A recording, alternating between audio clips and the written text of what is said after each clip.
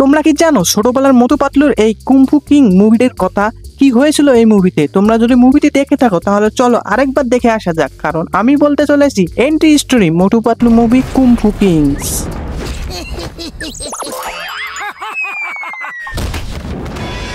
তো ভিডিও শুরুতে আমাদেরকে প্রথমে ফুরফুরি নগর দেখানো হয়, আর তখনই কিছু ডাকাত ফুরফুরি নগরে ব্যাংক ডাকাতি করতে আসে।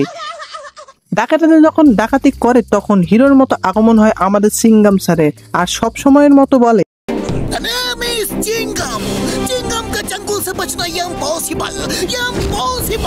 কিন্তু আমি ভাবছি এই সিঙ্গাম স্যার এত তাড়াতাড়ি পৌঁছায় কেমনে, কারণ কেউ তো তাকে জানায়ও নাই।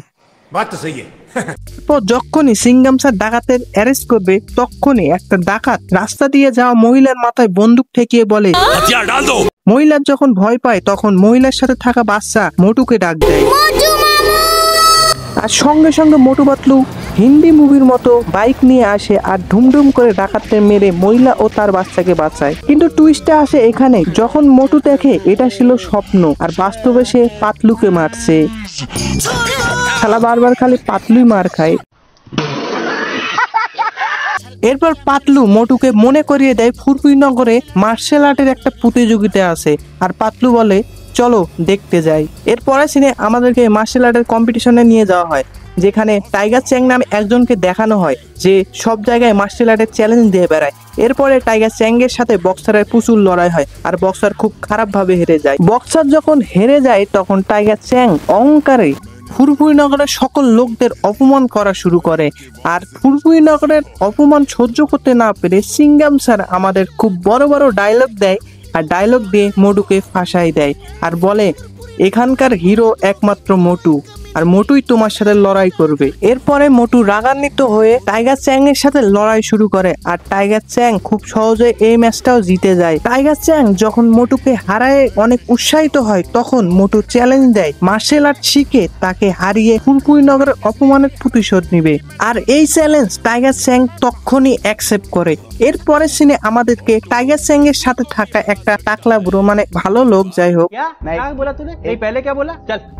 আসে আর মোটুকে বলে তুমি যদি টাইগার চ্যাংকে হারাতে চাও তাহলে তোমাকে মাস্টার হিমনারেসিস থেকে মার্শাল আর্ট শিখতে হবে, কারণ টাইগার চ্যাং তার কাছেই মার্শাল আর্ট শিখেছে। তারপরে সাথে সাথে মোটু পাতলু ও তার বন্ধুরা হিমালয়ের উপরে হিম গ্রামে মাস্টার নারেসের উদ্দেশ্যে রওনা দেয়। কিন্তু তার আগে দেখতে পাই 1 কিলোমিটার নয় 2 কিলোমিটার নয় শত শত কিলোমিটার পথ হেঁটে যেতে হবে হিমনারেসের স্কুলে। অনেক কষ্টের পর যখন তারা হিমনারেসের স্কুলে পৌঁছায় তখন মুখর নামে একজনকে দেখানো হয় যে স্কুলের কর্মচারীকে অনেক গালি দিচ্ছে, কিন্তু সে একটু দুর্বল, মানে ইংলিশে আর কি।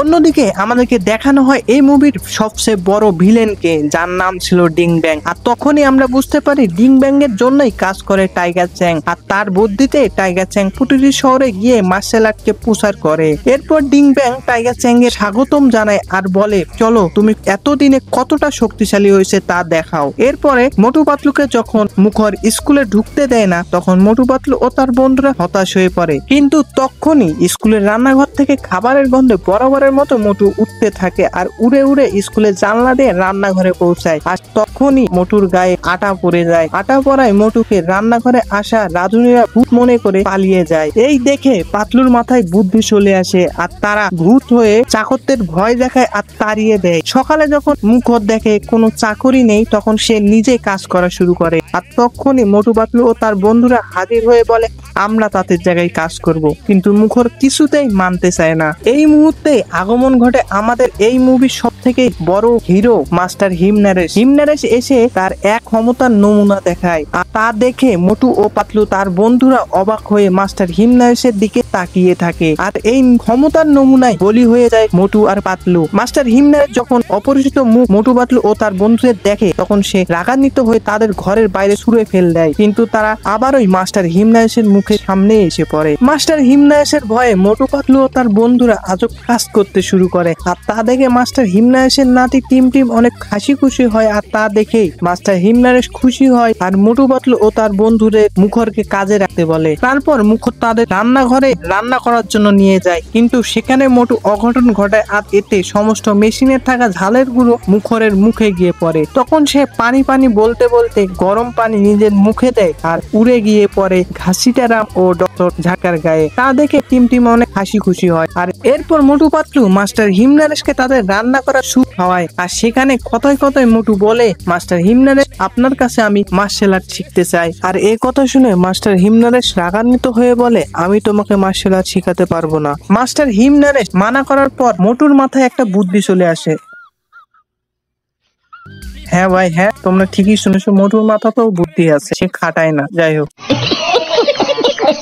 এরপর পাতলু ও তার বন্ধুরা একটা জাল নিয়ে গাছের ডালে অপেক্ষা করে আর যখনই মাস্টার হিমনারেশ ও টিম টিম গাছের নিচে আসে তখনই জালটা দিয়ে মাস্টার হিমনারেশ ও টিম টিমকে বন্দি করে নেয়। আর অন্যদিকে হঠাৎ মোটু আসে মাস্টার হিমনারেশ ও টিম টিমকে বাঁচাতে যাবে, তখনই তার আগেই জালের ভিতরে থাকতেই মাস্টার হিমনারেশ তাদেরকে অনেক মারে। পরে ভয় পেয়ে ঘাসিটারাম বলে, সব দোষ মোটুর। মাস্টার হিমনারেশ মোটুর এত প্রচেষ্টা দেখে মোটুকে বলে, তুমি এই পেট নিয়ে কখনোই মার্শাল আর্ট শিখতে পারবে না, তুমি যদি তোমার এই পেট কমাতে পারো তাহলে আমি তোমাকে মার্শাল আর্ট শেখাবো। আর মোটু হাসতে হাসতে বলে, আমি একদিনে আমার এই পেট কমাতে পারি। এই বলে মোটু তার বন্ধুদের সাহায্যে নিজের মোটা পেটকে দড়ি দিয়ে বেঁধে নিজের পেট চিকন করে। আর তারপরেই মোটু মাস্টার হিমনারেশের কাছে যায় আর মাস্টার হিমনারেশ মোটুকে দেখে প্রথমে অবাক হয়ে যায়। পরে যখন মাস্টার হিমনারেশ মোটুকে দেখতে যায় তখনই মাস্টার হিমনারেশ দেখে মোটুর পিছনে একটা দড়ি বের হয়ে আসে। আর দড়িটি যখনই মাস্টার হিমনারেশ টান দেয় তখনই মোটু আবার আগের মতো হয়ে যায়, মোটুর পেট আবার ফুলে যায়। এরপরে মোটু আরেকটি বুদ্ধি বের করে আর এতে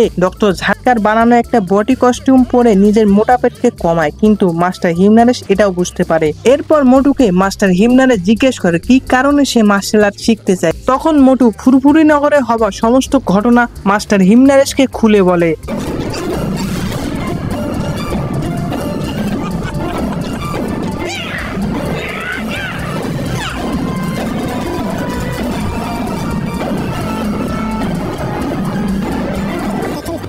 ফুরফুরি নগরে হওয়া সমস্ত ঘটনা শুনে মোটুকে মার্শাল আর্ট শিখাতে চায় মাস্টার হিমনারেশ। আর মাস্টার হিমনারেশ বলে, টাইগার চ্যাংকে হারানো এত সহজ নয়, কারণ সে তাকে নিজের ছেলের মতো মার্শাল আর্ট শিখাইছে। তখন মাস্টার হিমনারেশ সমস্ত ঘটনা খুলে বলতে থাকে।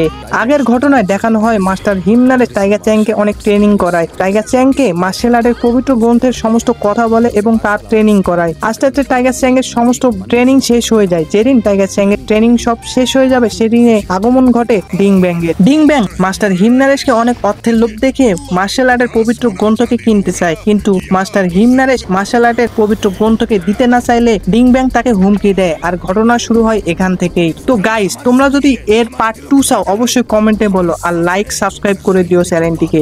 ধন্যবাদ।